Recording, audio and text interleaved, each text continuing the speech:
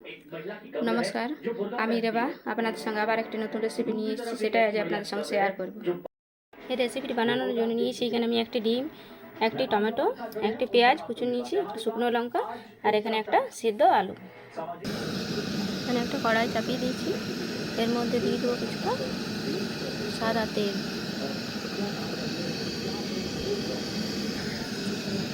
এরপর এর মধ্যে দিয়ে দেবো আমি শুকনো লঙ্কা আর পেঁয়াজটাকে হালকা করে ভেজে নেব।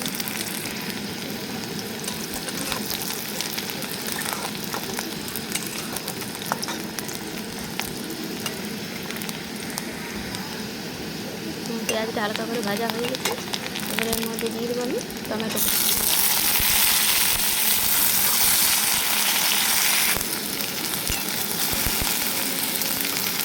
এরপর এর মধ্যে দিয়ে দেবো আমি অল্প লবণ,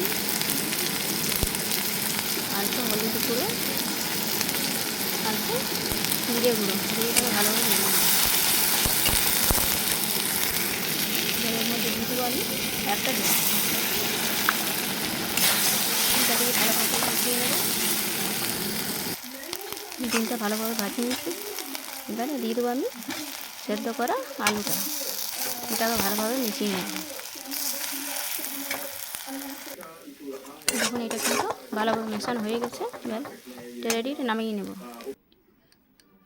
দেখুন এভাবে তৈরি হয়ে গেছে ডিম আলুর ভর্তা। তো এইভাবে বাড়ি বানিয়ে খাবেন, অবশ্যই ভালো লাগবে।